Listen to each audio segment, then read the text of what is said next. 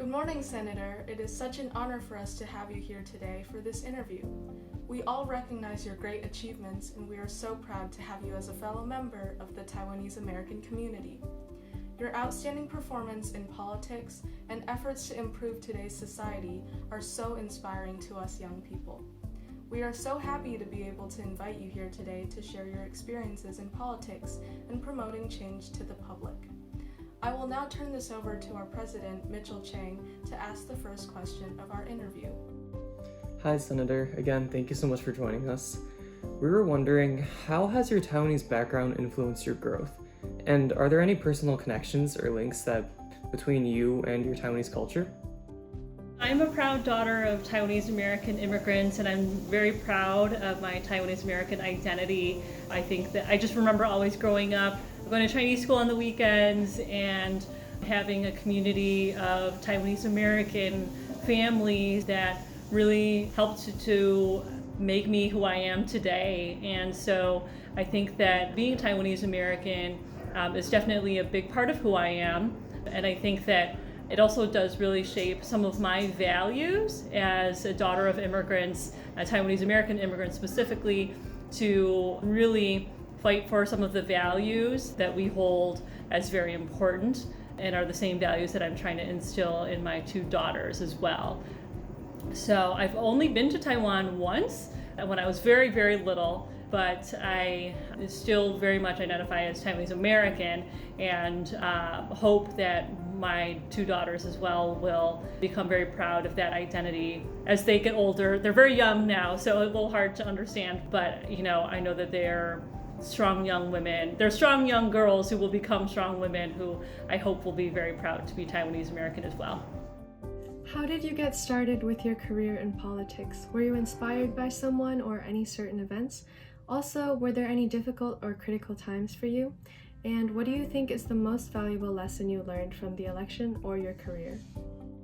If I think back to when I was in high school and college, that really is when I first started to really realize my leadership potential and recognize the importance of various civil rights issues, and really became an organizer on various social justice and civil rights issues. And then I worked as a community organizer for about a decade in Detroit before running for office. And so I first ran in 2014 and got elected to state representative when my friend Rashida Tlaib and other friends and mentors had encouraged me to consider running. It was a seat that was open because of term limits, and it really was an amazing opportunity to get involved in a different way and become someone who can continue to fight for social justice, but in a hopefully more impactful way. So it's been quite the journey, and it's been a really amazing honor to be able to serve my district in Detroit and Downriver, as well as all of Michigan. So there's a lot of people who I consider my mentors, especially various women who have been just so supportive and in leadership roles. So I don't think I was necessarily inspired by one moment or one person, but I think it really was sort of a combination of lots of different people, especially other women of color who really have been inspiring with the way that they lead and the way that they stay rooted in their identity and in their community and in their values. I mean, with anything, there's always moments that are challenging in any job. I mean, for me, I am a Democrat and I serve in a legislature that has a Republican majority, and it's been that way for my entire time in the legislature. So, one of the challenges has been that I've got a lot of really great bills that I think will really help my community, but unfortunately they don't actually. I have been able to get some really good bipartisan things done, and I'm very proud of it. However, some of the things that I also very much care about, just basically get blocked by the partisan nature of the legislature. And so that's very unfortunate. It's not going to change until we change who's in the legislature. And there have also been other times throughout my time in office that, racism or sexism has come up as an issue, whether it was something that was specifically targeting Asian Americans or other communities, that those have been some challenging times as well. But, we try to do our best to speak up for what we know is right, stand up against injustice, and just continue to educate people about our values.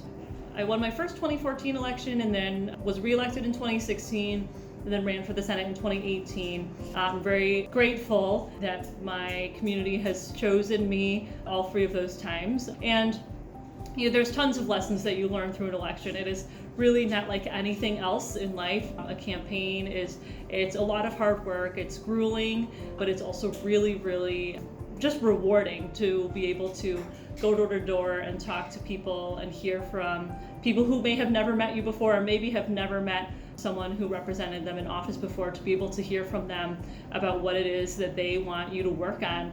It's really incredible actually, because people have so much that they want to share sometimes about either what's going on with their family or their neighborhood or just issues that they think are a priority. And so I can always just remember some of the people that I've talked to for a really long time at their house, because they just wanted to tell me what they wanted to see happen and tell me about their family's story. And so I think a lesson out of all of that is just that I think people are looking for people to represent them and to serve them in a way that really reflects their priorities and really just to have a personal connection.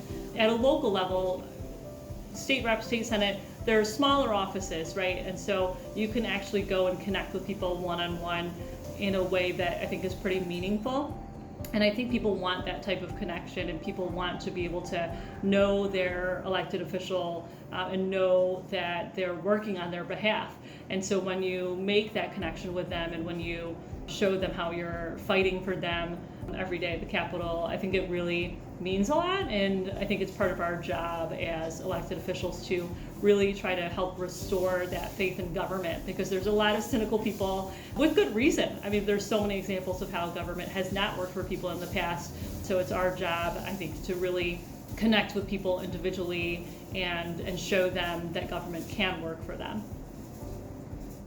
How have you interacted with the local Taiwanese community in Michigan? How have you helped these local Taiwanese communities and organizations? So I have loved going to numerous Taiwanese American events throughout my life, but also throughout my time in office. And whether it was a Lunar New Year event at a Chinese school, or the flag raising day on January 1st, or various conferences that have come to Michigan, it's been really fun to go and meet other Taiwanese Americans who are engaged in the community. And so I really value that. I'm grateful that Taiwanese American community members asked me to be there and to be able to work with them. Also, the Taiwanese American, the Chamber of Commerce has been just a great friend, and so grateful for the work that they do. And yeah, so just lots of different events, and really appreciate the opportunity to build that connection. I think as far as, one of the things that I actually really have appreciated is, so this past year in 2020, worked a lot with various Taiwanese American groups and other Asian American groups around mask donations, which we have previously talked about, so thank you again, but also around raising awareness about hate crimes and about how to report hate crimes and discrimination. So those were efforts that I worked on with various Taiwanese, Chinese, other Asian American groups to actually put together a town hall about how to report hate crimes to the Attorney General's office, how to report discrimination to the Michigan Department of Civil Rights, and really just what it is, because I think we saw so much, and we continue to see, unfortunately, with the coronavirus pandemic, many people continuing to use terms that are xenophobic and anti-Asian, and so I continue to try to bring awareness about how that's unacceptable. What do you think is the most difficult part of Taiwanese American struggle in the United States? What stories can you share with us? I think, like many immigrant communities, there is a lot of just continuous struggle to be fully accepted and welcomed, whether it's bullying or the anti-Asian hate crimes or employment discrimination.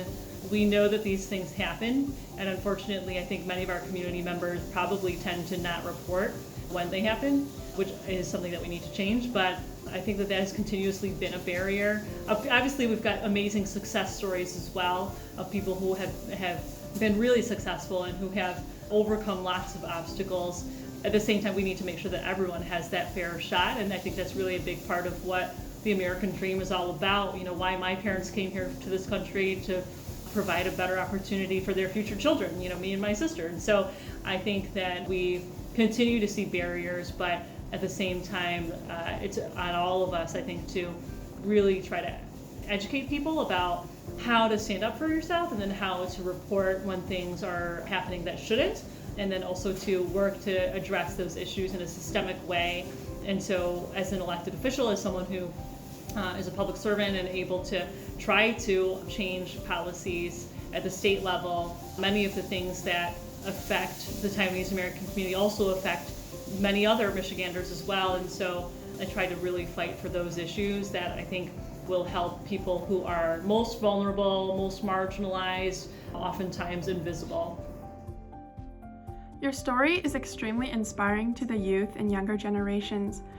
Could you share some tips to how you were able to overcome difficult times in your life or career?